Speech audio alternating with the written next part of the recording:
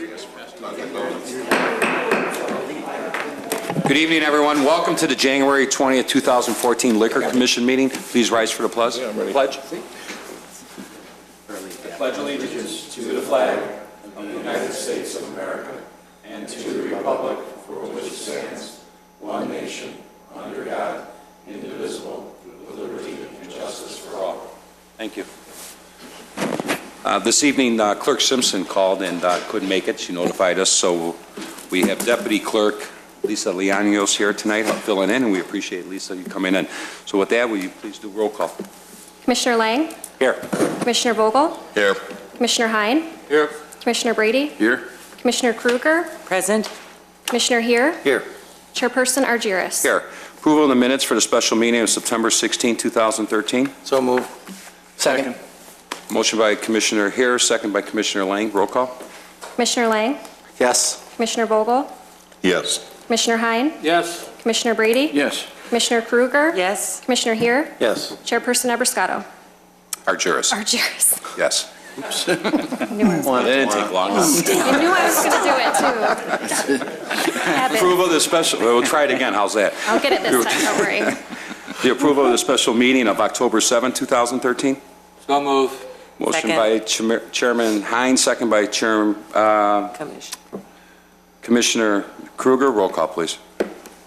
Commissioner Lang? Yes. Commissioner Vogel? Yes. Commissioner Hein? Yes. Commissioner Brady? Yes. Commissioner Kruger? Yes. Commissioner Heer? Yes. Chairperson Argyris? There you go. Yes. 5, new business. Madam Clerk. In consideration of a Class A liquor license, Decca Restaurant, 401 East Dundee Road. Thank you. Manager Sfondilis. Thank you. For your consideration this evening is a restaurant proposed to open at the location of the old Eduardo's site. Your materials detail the restaurant's use. They have met all of the requirements, the background check and so forth. There are 4 recommended conditions that I can read after some discussion. Just as a note, the petitioner has mentioned and is part of the site plan, which you will approve later, as the village board has created an area for 5 gaming terminals. It is part of their floor plan, and we can discuss whether the commission is willing to go forward at this time, considering the conversation that we had last week and the work that staff is doing to create new gaming licenses separate and apart but connected to liquor licenses, whether the commission is willing to go forward knowing that this petitioner would like to have gaming and is including gaming, although it is not more than 50% of their revenue. They are a restaurant bar. We can discuss what the commission would like to do as far as gaming. I have been told that the petitioner is willing to forego gaming at this time if the commission would like to hold off until the board has the opportunity to discuss the new licenses as they come before you in the coming weeks. Petitioner's here. Petitioner here, Mr. Hirsch. The gentleman over here. Questions from the board? Question. So we're pretty much, we can assume that the gaming facility isn't preponderance of the license here. So it's a little bit different from what we were looking at to limit last week. Correct. This is not a gaming cafe. This is a restaurant bar that would have gaming terminals, would like to have gaming terminals. Even though it is a new situation, I don't really see too much of a problem with it. It's more of a restaurant than anything else. And gaming seems to come second. That's correct. Thank you.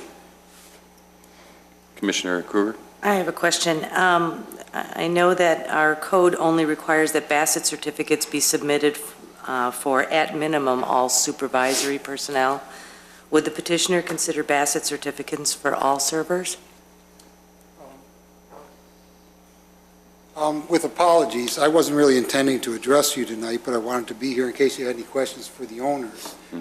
This is the restaurant owner, Igor Strambron, and he's represented by his architect, who John's been working with, but due to this weather, he's running any minute late here. So I don't know, what you want to do with that, but I know he's going to be much more conversant than I on the integral details. Again, and I would also like to apologize for this outfit I'm wearing, because I was not intending to dress. No, you're fine. And I just flew in from Florida. I didn't think I'd even take my coat off here. Thanks for bringing the warm weather. Well, I think the question can be addressed by the owner if you're willing to have all of your service personnel Bassett certified. I mean, am I That's what I'm relaying that asking, correct? yes. So that's referring to the liquor license. Yeah. And the ability to serve liquor. So you wouldn't be able to have anybody underage. No. I mean, If you had an 18-year-old or a 19-year-old, they wouldn't be able to serve liquor. no, that's not. That won't work for you. No. Yeah, he's not sure that that'll work for him. If I understood that issue correctly. Well, Bassett certification is a training mechanism that creates a certificate that says that the server has gone through this process and understands the rules and regulations of being a server. We drink. Yeah, all the Is there anything servers else? would gladly go through that. Anyone that he have. That's the question. Okay, I thought you meant all the employees that he has. Anyone serving would go through the process of becoming Bassett certified, which is an online training program. I'm not sure. I've got to defer on that. Well, I got a question. What's the, maybe Mr. Furlow can help me with it. What's been protocol? We were requiring what, the manager or the operating manager? At a minimum, the manager of the facility would have to be Bassett trained with the thought, and that's in our code, that the manager would then relay that training to the servers and make sure that the servers are complying with state law and our codes. We haven't been requiring all employees that serve alcohol to be Bassett certified, managerial personnel. And that might be something we may want to look at when renewals come up in April for the liquor licenses in the community, if we want to make any changes to that. What I would suggest, if that's what the board's pleasure, that I bring you an amendment to the liquor code that requires all servers to be Bassett trained. And we have it as part of our code.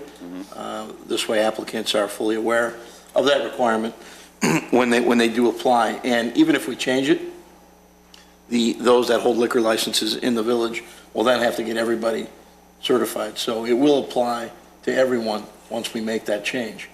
So, So it's an even playing field for everybody. right, exactly right. I will say there are some restaurants that have voluntarily submitted Right, to the right. request of all servers being Bassett certified. Would that be okay? That'd be fine, yep. Commissioner Brady?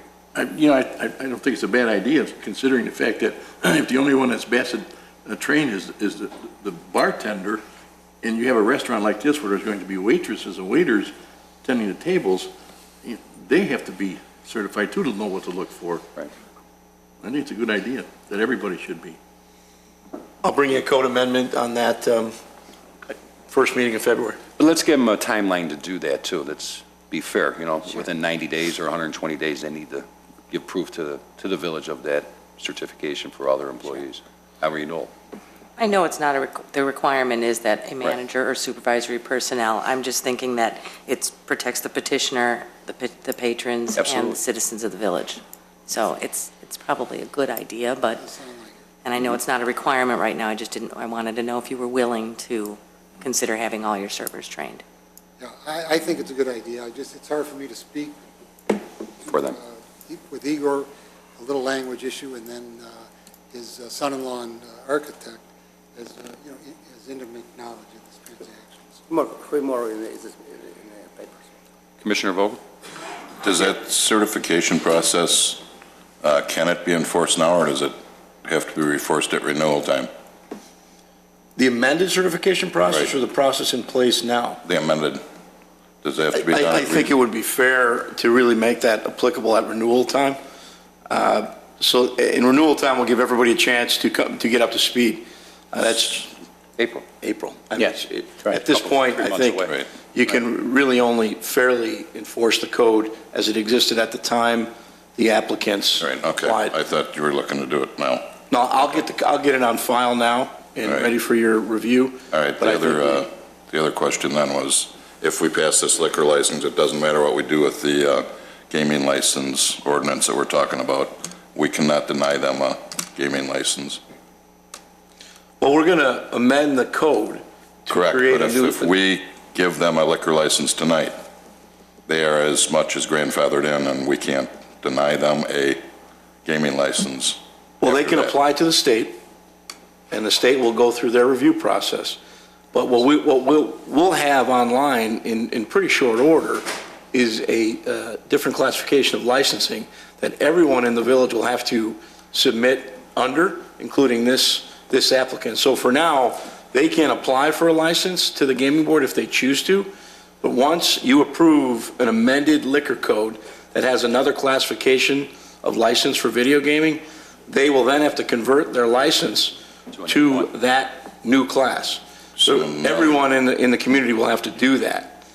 But for now, tomorrow, if you approve the liquor license tonight, once you create the license, they certainly could make application, but once we amend our code, they will have to then adhere to our code, just like other liquor license holders.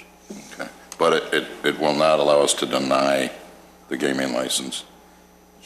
At this point, until you amend your code, you don't have the ability to deny a gaming license. Correct, that was my question. But the timing is such that they won't get a gaming license For months. before you amend your code. Okay. Commissioner Hein? Thank you. I have a question of the petitioner. Makes sense. Have you ever held a liquor license before? Okay. And I would strongly recommend that because of that fact that you do follow the board's recommendation and have all your employees be Bassett trained. And it could probably be a prerequisite of you even hiring anybody, that when you take an application for anybody that's going to be waiting on tables at your establishment, that they give you a Bassett, that they have a Bassett certificate in place. A lot of the good servers today have Bassett training already. Mr. Vaisman is just, I just briefly explained the issue. That's fine. He's in favor of a voluntary. That's fine, thank you. Yeah, we could adopt that, and then you'll adopt it at your leisure. Mr. President? Okay. I'd feel more comfortable if the petitioner spoke instead of the landowner, because if this goes to... Me too. Because if this goes to be challenged, they're going to say the landowner was speaking on behalf of the petitioner. Well, timing's good, he's here now. I'm very sorry. We understand. Do I have to swear in? No. Well, they're going to bring you up to speed on what was spoken about, and that's about the video gambling. Okay. So, Mr. Manager, if you tell them what... Well, we've discussed a couple of items. What was just being referenced is Bassett training. There was a request by Commissioner Kruger to, instead of meeting the minimum, which is that a manager is Bassett certified, that all servers be Bassett certified. There is some discussion then at the commission level that we change the code to require such certification for all servers as part of our code, which, as timing would have it, if we are able to do that by the first meeting in February, that requirement would be in effect when you would go to renew your license as of April 1st. So as of April 1st, you would have to anyway if this commission and then the board adds it into our code. So did I relay that correctly? The other issue is about video gaming and the gaming terminals that I know are currently a part of the request. There are also some changes at the board level as to how the license structure is going to work, connecting the liquor license to the gaming license. So we've had a couple of questions as to how that's going to fit into your business plan. We talked a little about, and please interject if I'm misspeaking, that it is not a gaming cafe. It is a restaurant and a bar, where the bulk of your income, over 51%, would be coming from food and beverage, not from gaming. And then it is up to this commission then as to whether they want to go forward with our procedure, our gaming procedure attached to the liquor license as it currently stands, or hold off until this body has an opportunity to create new licenses for gaming. Yes, thank you very much. And I agree with Commissioner Kruger. We would voluntarily require all of our servers to be Bassett trained. I think it is a good idea. It's just a good idea. So, Thank you. You're welcome. As far as the gaming, you are absolutely correct. This is a supplemental income that we're looking at. It's not a gaming facility. Can you, I didn't catch it, somebody else did. Can you tell everybody what your name is Yes. and how you're affiliated with the Sure. petitioner? My name is Alexander Vaisman. I'm the architect, and I'm the son-in-law of the petitioner. Thank you. Yes. So you're aware, there's a good possibility that the class of liquor license in the future is going to change, especially if you have the video gaming. That's what we're talking about. So right What- now it's an A, it could be an A1. Yeah, Andrew, well, what I do know is what Andrew told me, which is that the idea is to separate that into two different sort of avenues. One would be a facility that has gaming as a Supplement. sort of added component, or a gaming facility like a casino type, not casino, but, so we would not be moving towards that at all. Okay. So I'm aware of that, and today, I would like to request a liquor license which, with the gaming as how you have it now in the law. One last question, Mr. President, if I can. I know you're the architect, but are you one of the primary interest holders of that property?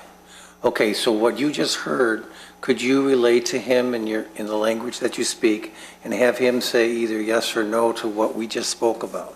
Sure, sure. Yeah, he He understands everything. Okay, so you understand everything that was said tonight. So I don't want somebody to come back at a later date and say, I didn't understand because there was a language problem. No, I'm not a problem, but speak Thank you. slowly and some. Thank you very much. And there was testimony at the Plant Commission, and there was good cooperation with both, so. Any other questions from the commission? Before we entertain a motion, maybe Mr. Ferrillo want to read some of the conditions? Sure. The conditions, there are 4. The first is the submittal of a certificate of insurance indicating liquor liability insurance for the establishment that names the Village of Wheeling as an additional insured party. The second is the submittal of Bassett certificates for all personnel that will be serving liquor. The third, the passage of an ordinance by the Village Board granting special use and associated site plan approval for the establishment. And the final is the passage of an ordinance by the Board of Trustees authorizing the creation of a new Class A liquor license, which staff will prepare for placement on an upcoming agenda. Those are the 4 conditions we ask to be included. Entertain a motion? So moved. Motion by Commissioner Lang, Second? second by Commissioner Hein. Roll call. Commissioner Lang? Yes. Commissioner Vogel? No. Commissioner Hein? Yes. Commissioner Brady? Yes. Commissioner Kruger? Yes. Commissioner Heer? No. Chairperson Argyris? Yes. Go ahead.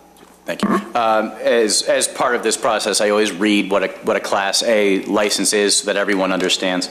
Class A licenses shall authorize the retail sale of alcoholic liquor in restaurants for consumption on the premises and by the package for consumption off the premises, subject to the following.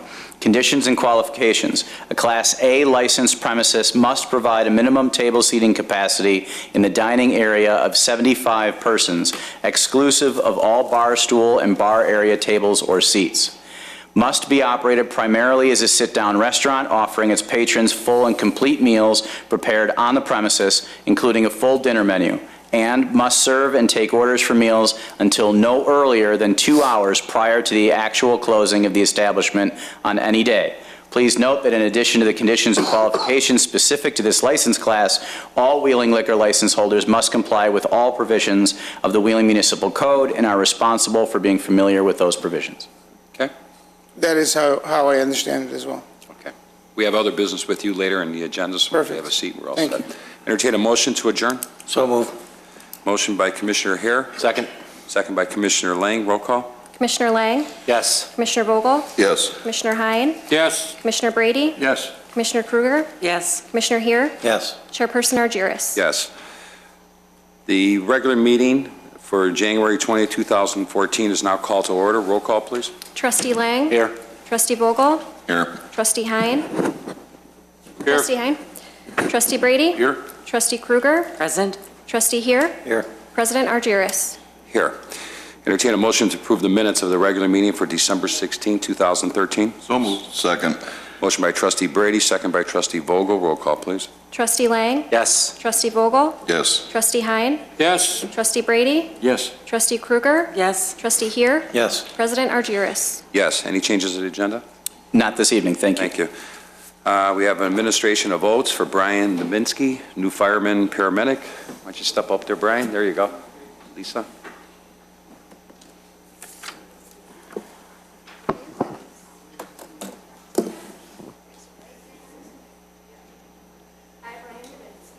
I, Brian Naminsky, having been appointed to the position of firefighter paramedic in the fire department of the Village of Wheeling, in the counties of Cook and Lake, do solemnly swear that I will support the Constitution of the United States and the Constitution of the State of Illinois, and that I will faithfully discharge the duties of the office of firefighter paramedic according to the best of my ability. Thank you.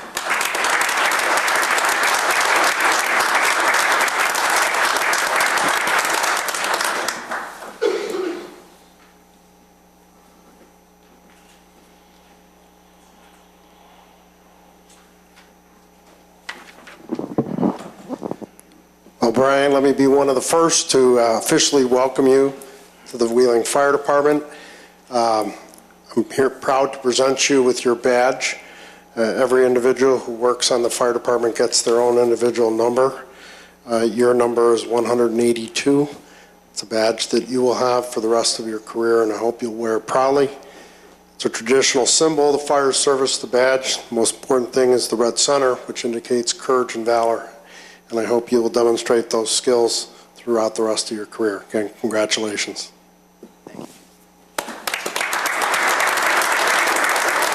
A little bit about Brian. He is a regionally local guy. Comes out of the Long Grove area. Went to Stevenson High School. Went to the College of Lake County. Got his associate's degree in fire science. We're very fortunate. He comes to us already with he's a graduate of the State Fire Academy. He's also a graduate of the Northwest Community Hospital paramedic program. He has spent the last 3 years as a paid on-premise part-time firefighter for the Long Grove Fire Protection District. And a number of my people who are here tonight have had an opportunity from time to time to work with him since we're joint owners at the CAFT facility, the joint training facility, and we've done joint training with the department and Brian being present. So he's making a small transition from Lake County here to Cook County. And again, on behalf of the department, we welcome you.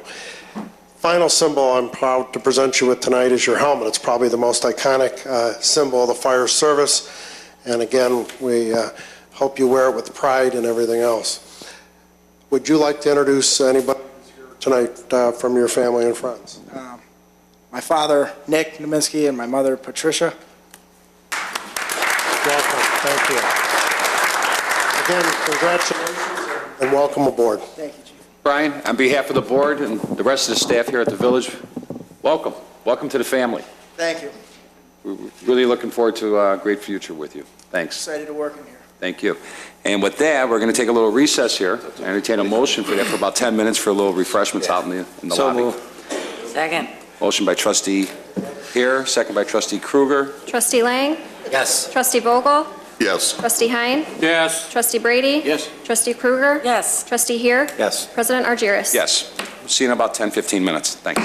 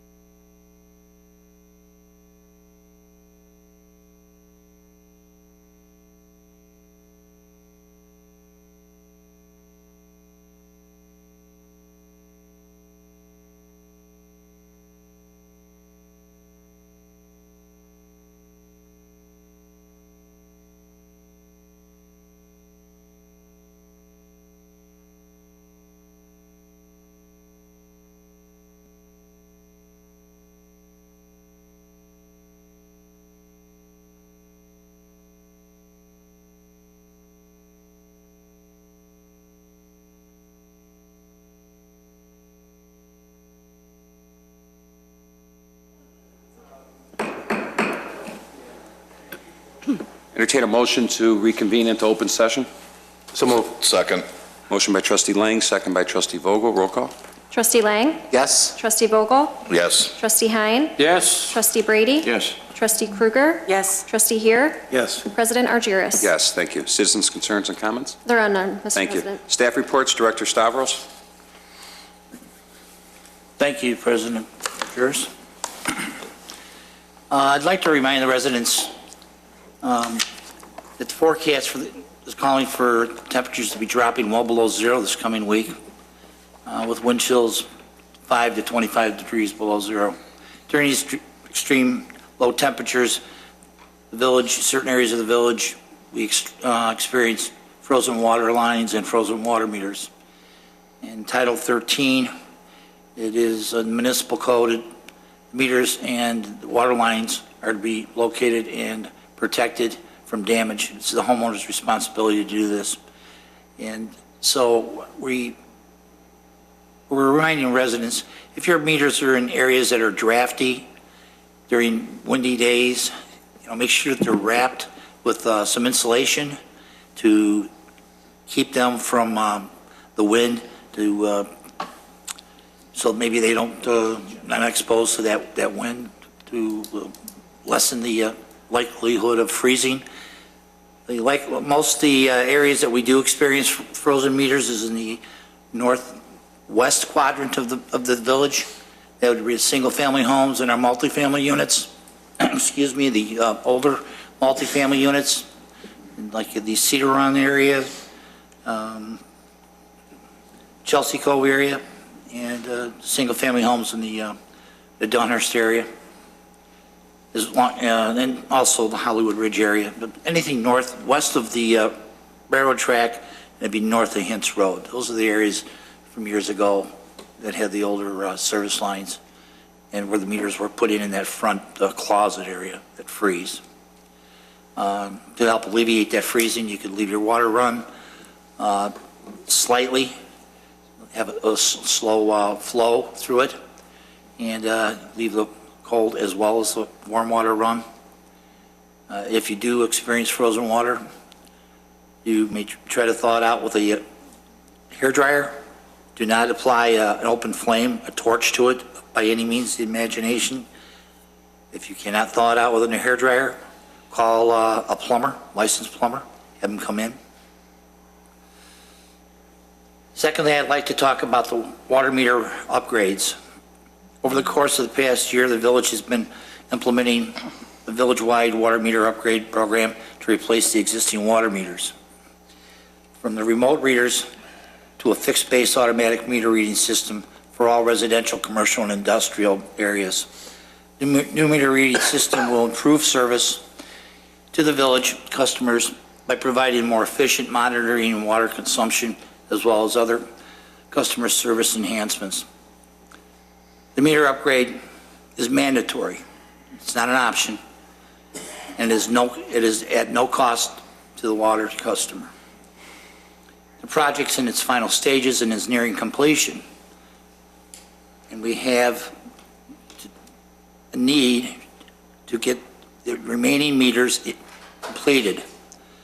Approximately, I believe there's about 300 or 400 meters yet that are sitting out there that we have sent letters out to. We have not had people send responses back on. During the past few months, several notices have been mailed out to addresses where meters still need to be upgraded. These notices and requests, you need to schedule an appointment with the village installation contractor, United Meters, Inc., to upgrade that meter. By not scheduling this appointment and allowing the village to access, you are in violation of the village municipal code. You must contact the UMI directly, as the notice directs, by using the toll-free number that's on the notice, 1-877-533-8964, to schedule this installation appointment with them and have the work completed immediately to avoid further action by the village. We can have these meters installed evening hours on Saturdays, but we have to get these meters put in. This is the village's sincere desire to avoid issuing citations or take any further action on the matter of installation of meters. At this time, thank you. Thank you. Just for the, with the sub-zero weather that's coming there, they're calling for the next 6 out of 7 days of sub-zero weather. Is there a number or contact number they can reach you at Public Works? Do you have any questions regarding any of the water issues or anything? Well, we're on the website. There's certainly there's some additional information on protection of the water service lines and meters, and you can call the Public Works Department at 279-6900. Thank you. And if we're not there, you can leave a message and we will contact you. If you have an emergency, it'll direct you where to go, and we will respond to it with a duty man. Thank you. Chief Benson, I don't want to put you on the spot, but maybe just a reminder to all regarding snowfall, regarding parking restrictions and stuff like that. What is the ordinance and the laws, and what is your department trying to do? Because I know that was an issue a couple of weeks ago with the major snowstorm. They're still calling anywhere from 3 to 9 inches of snow in the next couple of days here. Is there something that you guys are doing, or what we can remind the residents that we need some help so we can get to those areas there and plow and do what we need to do? After a 2-inch snowfall, there's a requirement that you cannot park on the street. It's an imperative that the snow plows are able to get through and clear those streets off for the safe passage of emergency vehicles and the general motoring public. Anytime there's a 2-inch snowfall, we understand it's an inconvenience, but it's a necessity, and it is the ordinance. Okay, thank you. And just one last thing, Chief McIsaac, you've always been an advocate of well-being and checking on thy neighbor. You and I have spoken in the past about that. Maybe remind some of the public out there to do just that. Well, thank you. I think there's actually something that we learned just earlier this month when we had our bitter cold weather. And it was a good reminder, and that is that if you have elderly neighbors or elderly relatives, please be sure to check in on them, make sure they're well, that their house is sufficiently heated, and that these individuals are also not using temporary heaters, which has the risk of increasing a fire in their home. And finally, as we move through additional snow, they're talking anywhere from 2 to 6 inches of snow could be our variable with this lake effect snow this evening. As we start to plow more snow on top of what's still there, we are going to end up with a number of blocked or buried fire hydrants. And the village has 1,700 fire hydrants. It's physically impossible to get out and immediately clear all those. So we are asking the residents who have fire hydrants in front of their homes to please take the initiative that when they clear their sidewalks and driveways, that they also clear the area around those fire hydrants so that we can use them when necessary. If you're an elderly individual or somebody with physical limitations who perhaps can't do that, feel free to give us a call, but this is again an opportunity to reach out to your neighbors, and neighbors work with neighbors to help each other out. Again, you help us to help you. Thank you. Thank you, Chiefs. I appreciate that. And let's all be patient. The last couple of weeks was tough, and a lot of complaints, but a lot of good stuff from all the departments, but we all got to work together here. Just physically, we can't be everywhere. And I know issues are with sidewalks, with businesses and stuff, and that's always been an issue. And our Public Works Department, to be business-friendly or what have you, have done sidewalks throughout this entire community, residential areas and everywhere else. But you know what? Physically, you can't do it all.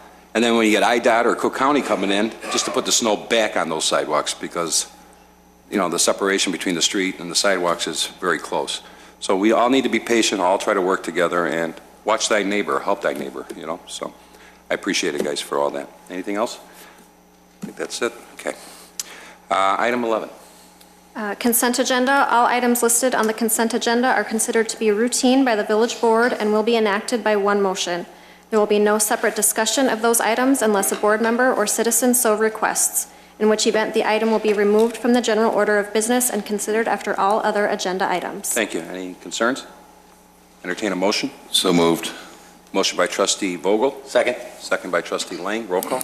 Trustee Lang? Yes. Trustee Vogel? Yes. Trustee Hein? Yes. Trustee Brady? Yes. Trustee Krueger? Yes. Trustee Peer? Yes. President Argyris? Yes, thank you. 13. New business, all listed items for discussion and possible action. 13A, ordinance granting special use, site plan, and appearance approval to establish a sit-down restaurant with entertainment at 401 East Dundee Road, docket number 2013-28. Thank you. Director Janik. Thank you. The petitioners are here tonight requesting special use approval at 401 East Dundee Road. This is the Riverside Plaza. The petitioners currently have a delicatessen in the same plaza, but west of the location that they're requesting special use at. You might recognize this location. This is where Eduardo's was at one time until they closed down several months ago. Petitioners are interested in moving their delicatessen as well as opening a restaurant in this location. Actually, the delicatessen will be directly adjacent to this space. The space is approximately 4,000 square feet. The petitioners are proposing a restaurant, bar. The restaurant and bar would have approximately 180 seats in it. The bar itself would have 8 seats. And there would be a patio outside that would be able to accommodate chairs and tables. The petitioners here tonight. They were up earlier relative to the liquor license, and they're here for any questions. Questions from the board?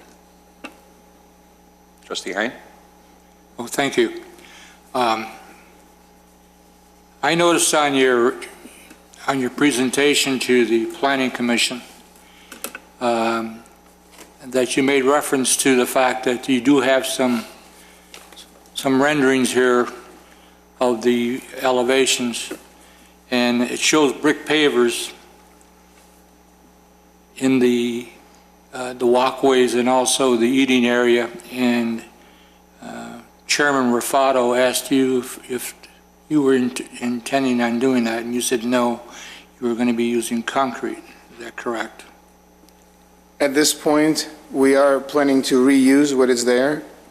We're planning on cleaning it up as much as possible. This rendering, I must admit, was done with some artistic license, and we are in negotiations with the landlord, and if everything is good, maybe we would repave it. At this point, we're planning on keeping it as is. Well, you know, the pictures are worth a million words, and it's a very nice rendering, and it's very nice brick pavers. And the seating area looks just great with the brick pavers. And also the little fencing that you have around there. You did a good job with landscaping, and I live right in that neighborhood, and I like to walk around that area, so I'll be counting all those bushes and trees to make sure we got them all in. And I'll also be counting the brick pavers, because I for one, want you to put the brick pavers in, both the seating area and the walk area. You're building a nice establishment here. You've got great viewing from Dundee Road, and you have the clock tower there, and it's a focal point for that shopping center. And I strongly recommend that you use the brick pavers. I'd like to have a straw poll taken with the trustees. We will. I will. Right, thank you. If I Sure, may I say something? There is another option that we were considering, and that is the stamped concrete option. It looks very, very similar to brick pavers. It's a little bit cost prohibitive to repave all of that on our, as a startup restaurant. It's tough. It's a lot of money, and it might not be the best use of that money at the beginning. But stamped concrete is something we are considering, especially for that patio area where the sit-down patio area. Stamped concrete is only as good as the person that's putting it in. Do you know somebody? There's no replacement, as far as I'm concerned, for a real brick paver. Oh, you're right. You're right. Can't argue with that. I understand that you're also applying for a facade grant from the Village of Wheeling. Yes, sir. Okay, well, that'd be a good place to use some of that money. Yes, sir. Any other questions? Trustee Brady? I'm reading through the Plan Commission minutes and back and forth about several times that they looked at this thing. There was a note in there that one of the recent plans that they looked at still did not have certain corrections that the Plan Commission had requested. The plan we got here is dated 12/18. Is that the final plan for this development? Floor plan? Well, if you're asking me, it is not, because we do have, the Plan Commission did approve with provisions. There were, I believe, 8 provisions? 9. 9, I'm sorry. We have to abide by those provisions. One of the provisions, for example, is bringing lighting out there. One of the provisions is, well, we talked about, I'm not sure if you, in fact, I'm sure you read the whole report. There was conversation of the fencing around that patio area and how it's secured to the pavement. That is going to be different. As far as the plan, I got to be honest, little tweaks will happen. Little tweaks, because that's just the nature of you know, how things get developed. But it will be code compliant, and it would be, in essence, it will reflect everything that Plan Commission that we were discussing with the Plan Commission. But it's not final. It's not. I was advised not to change it, by the way. There are certain things when we approve a special use that have to be there. One of is the final seating plan. You know, now they talked about outside garbage cans, you know, stuff like that should be on the plan. I asked Andrew if I should revise. He said no. We should go with what we have now with provisions. Now the garbage cans, those are the busing stations that would be rolled. So I guess I'm asking the board to allow us to sort of, when we submit for permits, that would reflect everything that is or has been mentioned, and we're you know, obviously we'll do that. You know, the plans we got show us dance floor, yet there's not supposed to be a dance floor in there. You're right. You're right. We approved this plan, and all of a sudden, a lot of changes go on, and you start moving furniture around. That flies in the face of what the fire department approves in the way of aisleways and everything else, and ingress and egress, and it turns into a nightmare. That's why the rules are fairly specific about, you know, the plan that we approved tonight is the special use. And, you know, we do this way too often, leave things for speculation that happen after we approve this thing, and it could cause trouble. I'm not saying, you know, it's a nice use. Don't get me wrong. I like what you're doing there. I think everything's going to be fine. But I don't know what to tell you. And it's not your fault if you're told it's okay. But we got to stop doing this because it's not right. You know. And then, one other thing too, and this is just a reminder. You got a lot of seats outside. That's included in your seating. That doesn't go for the winter time when the seats are gone. You can't move them inside or increase your inside seating. You're right. You understand that? Of course. Okay. Oh, no, yeah, absolutely. We have inside capacity, we have outside capacity. I mean, there's just simply no room that way. All right. Other than that, I have no other questions. I'm going to go to Mr. Janik real quick. Any comments on that? The reason why Andrew most likely told him not to change is because, for instance, on the dance floor, that is a condition. The dance floor's got to come off the plan. It's possible that the board would add some or take some of these conditions off. As long as there are conditions and the petitioner understands he's got to change plans to meet these conditions, that's why Andrew told him not to change. Didn't want him to make a change in the plan when another change had to be made, or he made a change that maybe the board would, in your idea would be not to change that. That's why. He just didn't want the petitioner to do more than he had to do. Yeah. If I might, you know, Mark, the reason this is kind of important to me is 18 years on the Plan Commission. After everything is done, the construction dust is settled, and years go on, the conditions that were agreed upon and put in writing are one thing. All that's left in the archive basically are the plans. You'll never find the verbiage in the docket. That's gone forever.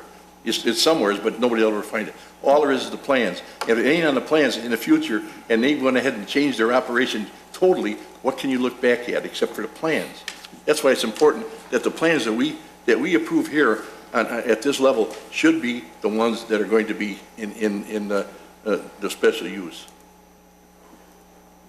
I don't want to hurt the petitioner tonight by, saying let's hold back until we do have the right plans, but, from this point on, we got to start getting a little bit more efficient on making sure that the plans that this board looks at and approves are the plans that this business is going to be operating under.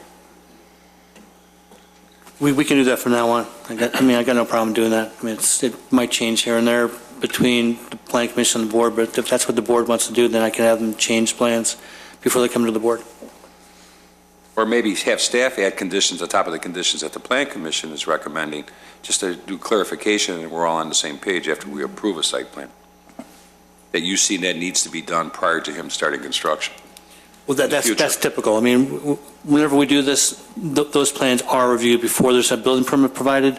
We review the plans to make sure they conform to what the conditions are. That happens. And I understand that, but you're reviewing them, and we're asked tonight to vote on them. But you're reviewing something totally different in some cases than what we're voting on tonight. And I understand where Trustee Brady's going with that. But if we had some definition, some verbiage from you guys over and above what the Plan Commission had done, say, hey, by the way, a couple things may change here that will alter the floor plan or something else, might give us a better feeling on what we're approving the night of. I think what the petitioner's talking about with changes, I mean, maybe a wall moves a foot, or it won't change the number of chairs, it won't change the location of the patio. I mean, anything major would come back to you. But yes, sometimes there are things that move slightly here and there. Right. That's all the petitioner's talking about. He's not talking about basic tenets of the floor plan itself. Right, okay. Anything else from anybody else? Well, let's get a consensus regarding the paver brick. Yes or no? I'm going to start with Trustee Brady. Yes. Trustee Kruger. No. Trustee Hare. Yes. Trustee Lang.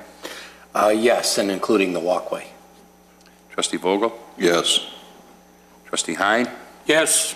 And myself, yes. The way you got it here is what we like to see there. And plus, you got the four corners here with that theme, with the bricks and the paver brick and that prairie look and everything else. So you're right there. So it needs to kind of get together with that. Yes, sir. Just a little clarification. We're talking about any new concrete areas, right? We're not expecting him to rip out the shopping center sidewalks in front of his place and put pavers in, are we? This is what we're seeing right here, Trustee Brady, front of his place. This seems to be all new here. That's existing. I don't know if it's possible off the front of the shop where they're... Not in front of the restaurant itself, but as it goes out there, that first slide out here, this is not in front. No. Yeah, this is part of a park area here. Along the front, right. Front wall. No, I wouldn't say not there. But any new concrete work's got to go in, should have paver bricks. Right. A patio of some sort. Patio, and that is this walk going into the new entrance. That's brand new too. Right. I wouldn't ask him to do it in front of the store, the existing concrete there, but anything that comes out, what's shown here on the picture, and along with the patio. Right? Yeah, that whole sidewalk. Mark, to the parking lot. If that's what the board is looking for. Just for clarification, though, there is a walk that goes from the parking lot, as you see here, that is existing and that is concrete. Yes. So I guess that's the question. Can I add 2 cents? Sure. I would say some of this concrete is, the shape of repair is going to need some work anyways. So there's going to be some money spent just getting it to, so the restaurant opens to, in good condition outside. I'd be reluctant to say that solid pavers, and I'm not an expert, but the solid pavers, I'm not sure, would fit, because the center throughout, all our walkways are a combination of concrete and brick. And if we were to redo this area, I would like to see, so it still looks like one center, we don't have a restaurant, and a center attached. I'd like to see that all flow, so I'd like an architect to look at it. I think we can upgrade, but I'm not sure that we want to be tied to a specific upgrade tonight. Well, I think you got the consensus tonight that the board's wishes is to see some type of paver in there. Yeah. And you just admitted now that there are issues regarding repair. It needs to get repaired there. So let's make it nice, even though the restaurant is a separate entity, even though you have the rest of the shopping center, but this should stand We out. can commit to that. I mean, commit to something and maybe work with staff with that and get something nice going there, because that is the theme over there, and we need to make it look good. Is that all right with everybody else? Okay. Mr. Janik, there seems to be 9 conditions now with the paver brick. You want to add that and read it for the record before I entertain a motion? Yes, actually, that would be number 10, I believe. 10. Is it 10? I'm reading 9 here. I'm sorry. 8. On Page 2. on the ordinance, there's 9. Okay, go ahead. Anyway, number 1 is that the hours of operation shall be Monday through Thursday, 11 a.m. to 10 p.m., Friday, 11 a.m. to 2 a.m., Saturday, 9 a.m. to 2 a.m., and Sunday, 9 a.m. to 11 p.m., and not to exceed the hours specified by the liquor license. Number 2, that the gaming entertainment aspect of the special use shall expire should the license be voided by the state of Illinois. Number 3, that the restaurant provide documentation relating to the condition of the grease basin. Number 4, that the construction permit drawings address the requirements of the food code with respect to dry storage and plumbing fixtures. Number 5, that the petitioner work to add lighting in the outdoor dining area. Number 6, that trash receptacles be added outside. Number 7, that the petitioner shall designate a smoking area near the northeast corner of the building. Number 8, that the dance floor indicated on the floor plan to be removed from the permit plans. Number 9, the gaming room shall be partitioned and signs to restrict access to the gaming terminals to patrons at least 21 years of age. And number 10, to improve the walkway that is existing from the parking lot to the restaurant, combination of new concrete and brick pavers. And the patio. And the patio made of the same, concrete and brick pavers. Okay. Motion to approve. Motion by trustee Lang. Second by trustee Hind. Roll call. Trustee Lang? Yes. Trustee Vogel? No. Trustee Hein? Yes. Trustee Brady? Yes. Trustee Kruger? Yes. Trustee Heer? No. President Argyris? Yes. Okay, good luck, guys. Thank you guys very much. Thank you, Thank you. trustees, for your time. 13B. Resolution authorizing the adoption of revisions to the Personnel Policy Manual for the Village of Wheeling. Thank you. Attorney Ferrillo. There are several changes to the Personnel Policy Manual that you have before you tonight related to new laws that have been passed in the state of Illinois. Changes relate to cellular phone use while driving, concealed carry, and medical cannabis. Relative to medical cannabis, the change is a very limited change at this time due to the fact that the state agencies will be coming out with regulations that will more clearly define the sale and use of medical cannabis. Concealed carry and cellular phone use while driving is a little more detailed, and I can answer any questions. I'm going to go to Assistant Manager Karate real quick. You want to add anything? I know you prepared this. Thank you. Sure. Thank you, President Argyris.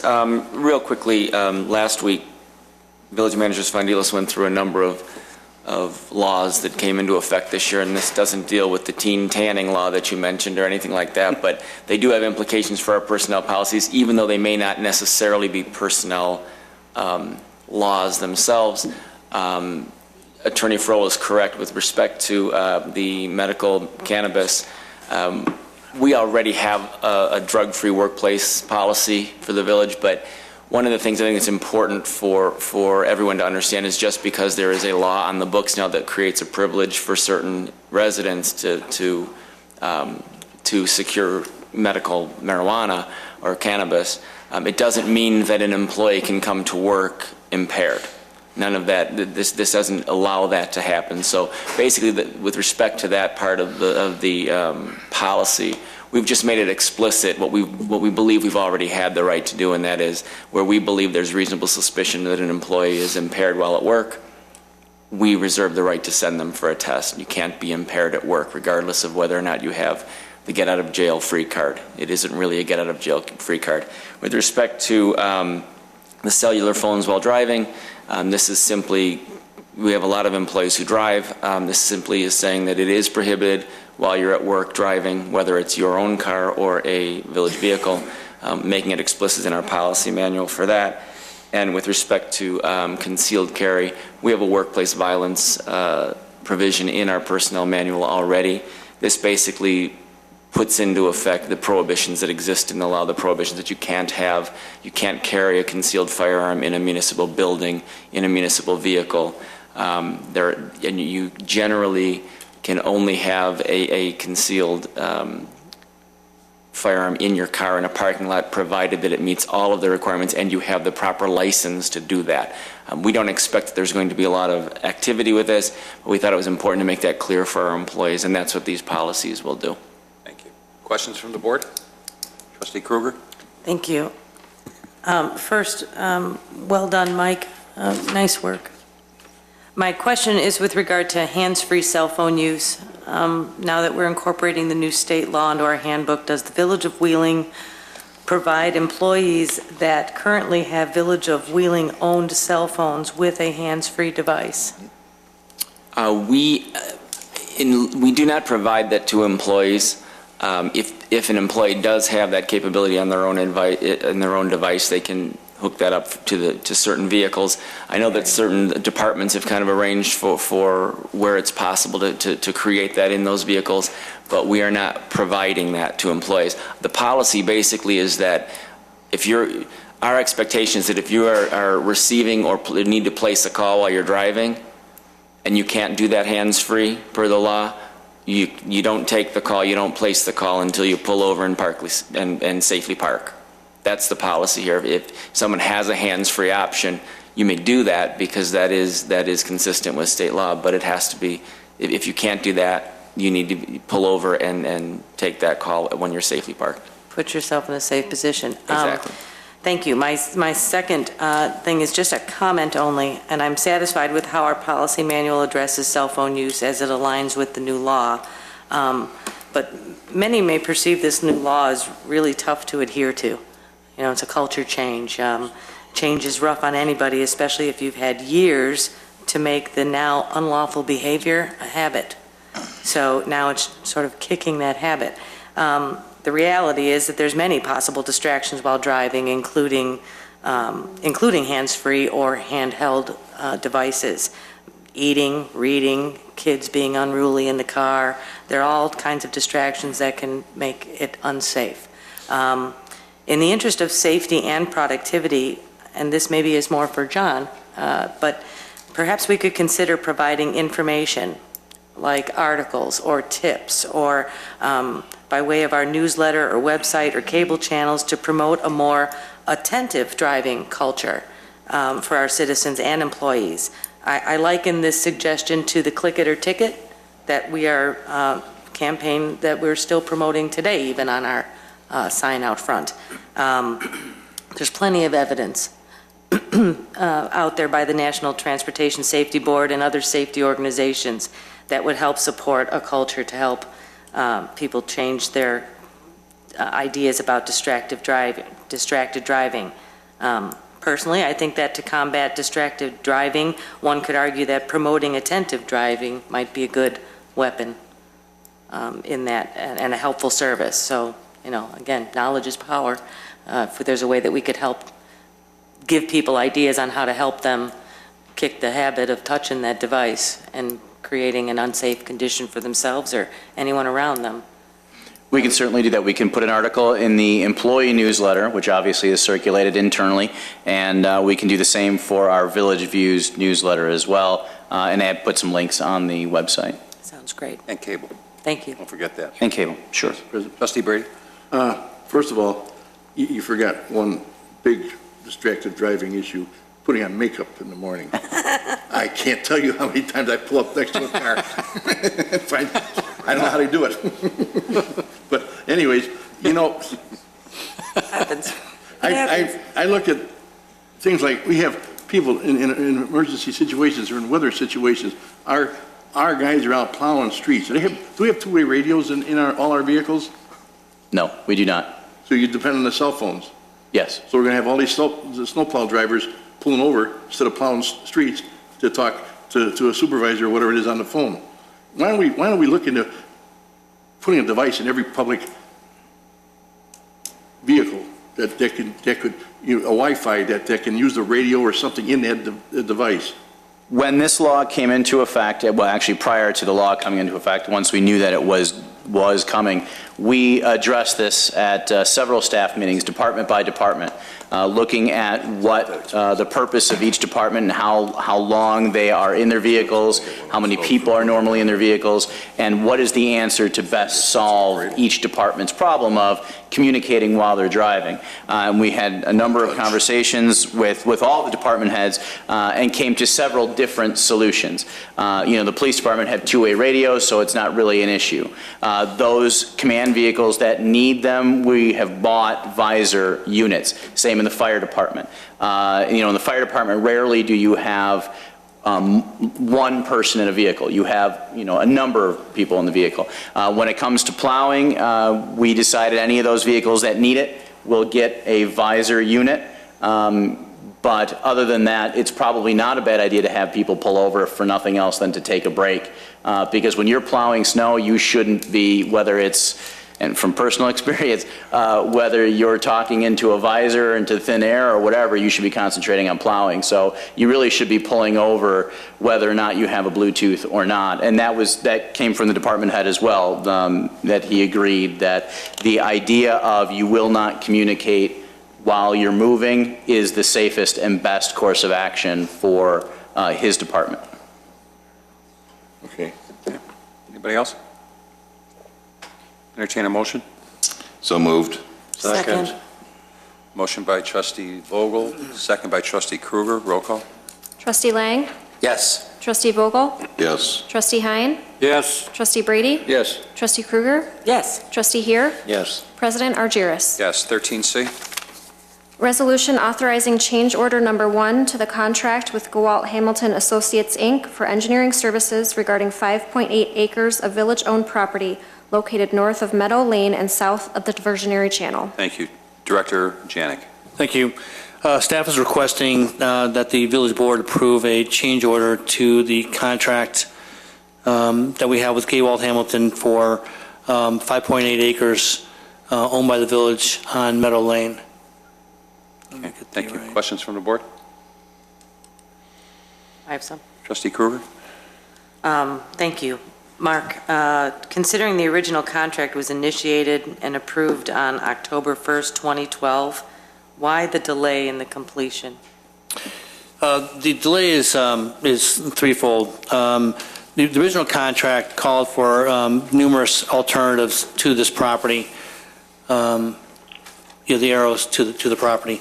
It's a very complicated property. It has wetlands on the property. It's located on a road that's it's not on a public road. It's on a road that every property on it has easement on that road.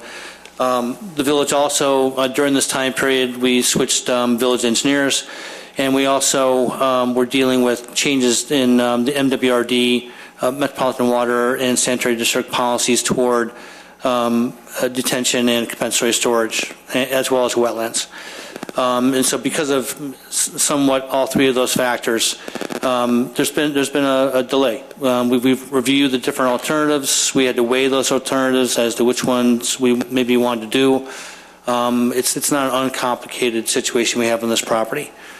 It's taken time, and I'm also relatively conservative relative with the village's money, and I didn't see a need to spend the money on something we weren't really sure about.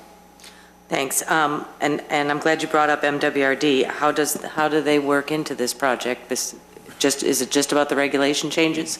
Yes, it's about the regulation changes, mostly about buffers from the existing wetland that we have on this property, or just existing wetlands in general on various properties, not just here in this village, but all over Cook County. What the buffer needs to be, how hydraulically connected we have to be wary of relative to an existing wetland and cutting off the water supply to it, stuff like that. Thanks. My second question is that the change order itself indicates that, and is it pronounced Gowalt? Gowalt, that's correct. Gowalt Hamilton will complete the original contract and this change order number 1 in 30 calendar days. Assuming that they meet the deadline, what can we expect as next steps? The next step would be bidding the project out. Our contemplation on this is to have two different variations on this property.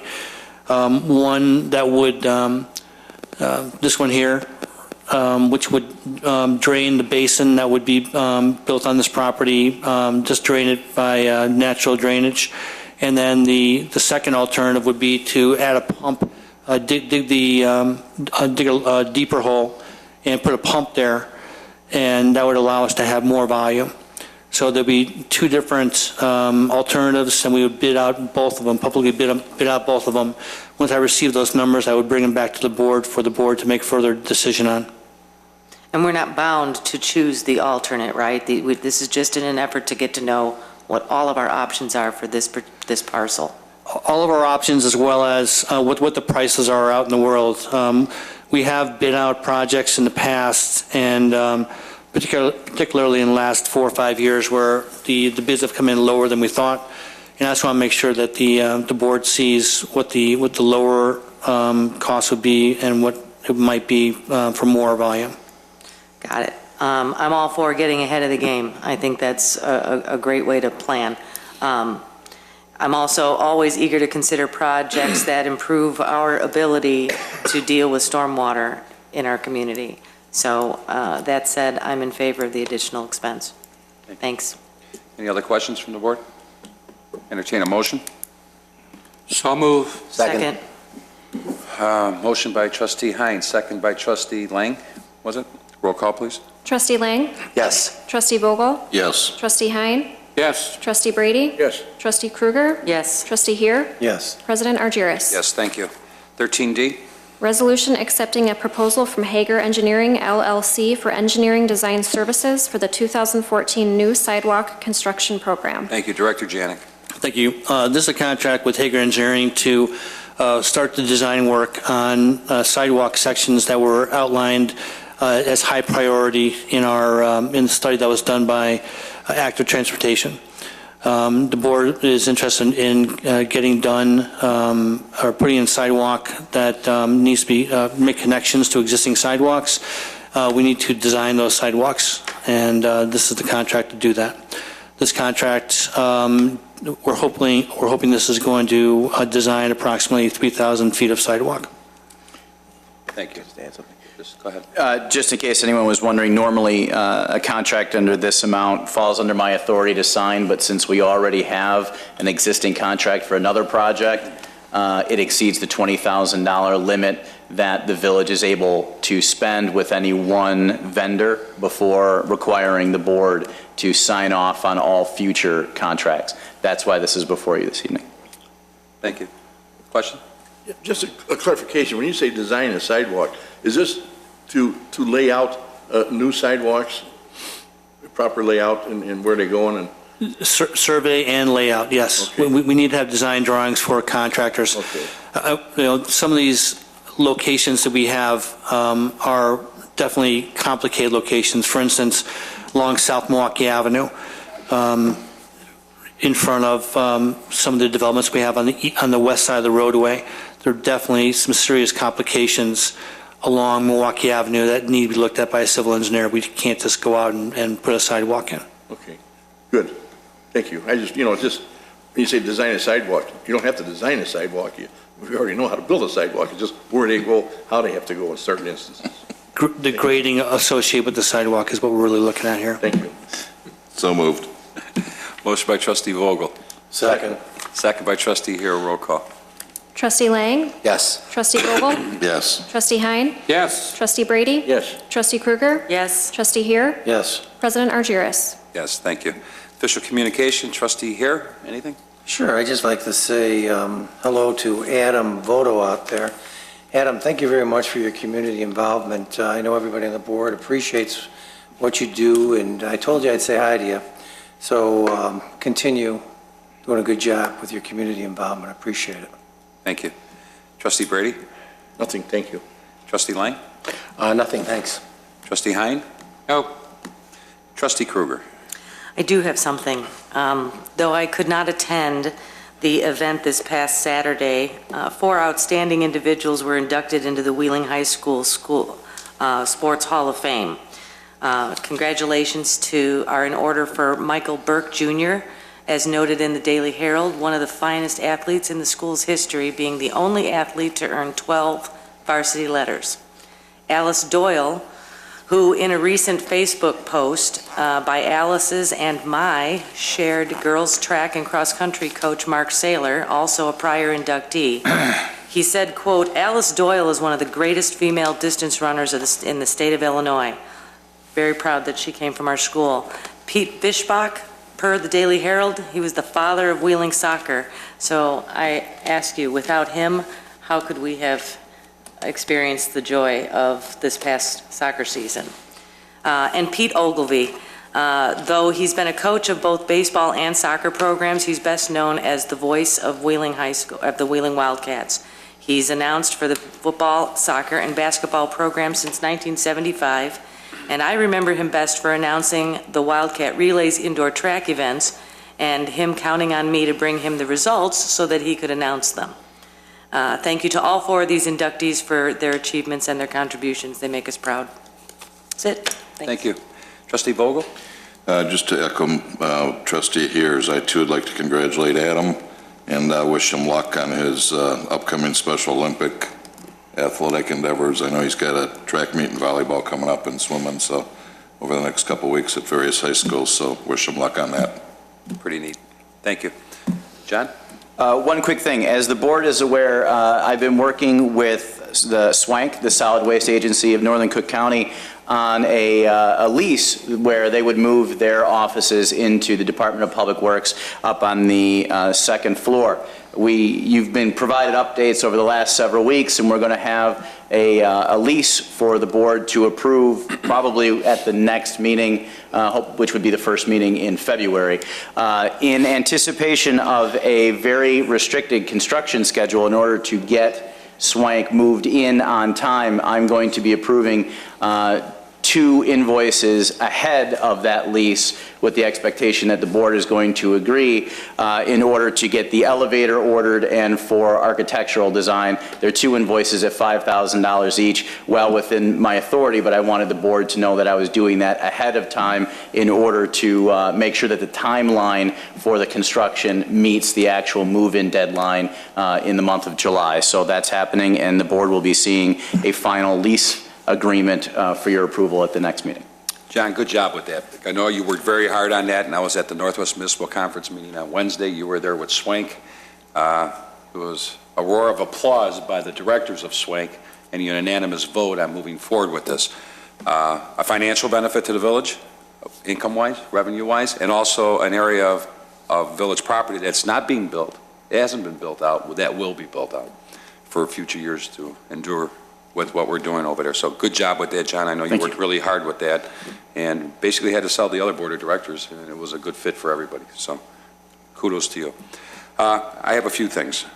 Just a reminder, tomorrow we have a town hall meeting with Representatives Elaine Nekritz and Carol Sente here at 6:30. All are welcome.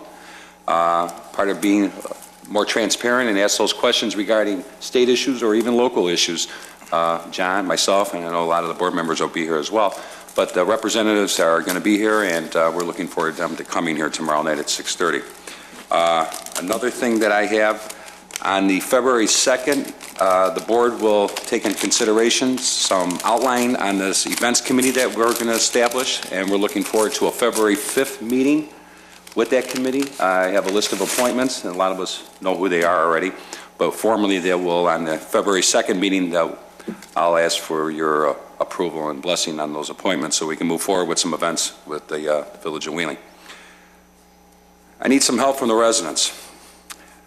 And one of the things I need help with, on Wednesday at the Northwest Municipal Conference, I had brought up for the second time pleading with help from the Commission. The Northwest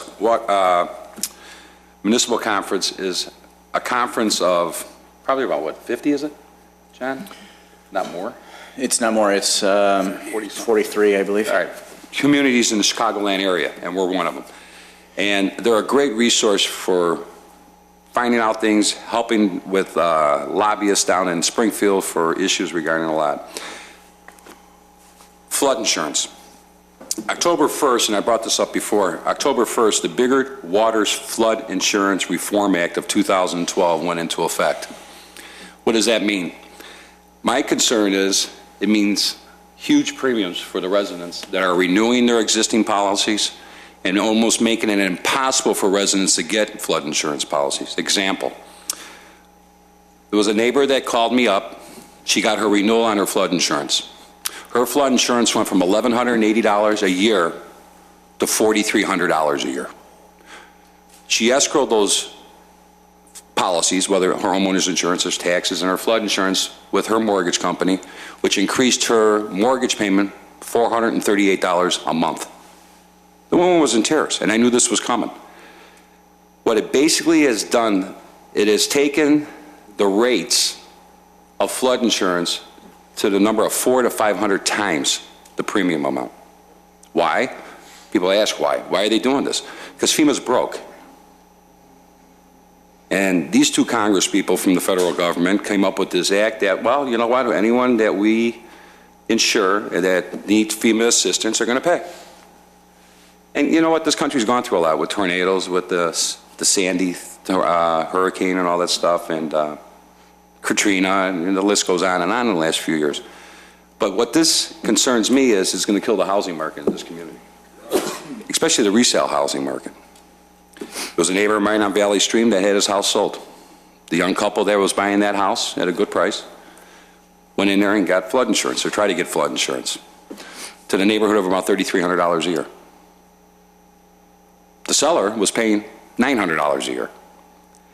And this has become a big problem. So I reached out to the Northwest Municipal Conference, and their legislative committee is asking for my help, and I'm asking for the residents' help. I need documentation. I need to see those renewals, the past and the new. And so we can do something on a legislative letter as a conference to lobby our representatives here in Illinois to work with the federal government and say, what are you guys doing here? We get to a point right now where the housing market is starting to lift and climb, only to have this kill it, and it's going to kill it.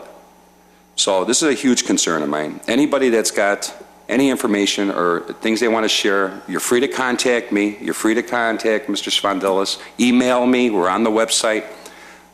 I need to get that documentation so these guys can help prepare some kind of legislation out there that'll help and see if we can do anything. The only flip side of that is if you go out on your own and get an elevation certificate and hire yourself an engineer, and in this case the guy on Valley Stream did, cost him $700 to get 8 elevations of his property, a raised ranch home. It changed the premium a little bit, but still far more than what the premium should have been, or what it could have been, or what it was. On the flip side, our class has changed for the better. As I said prior, that wasn't officially confirmed, but I had seen some evidence of it.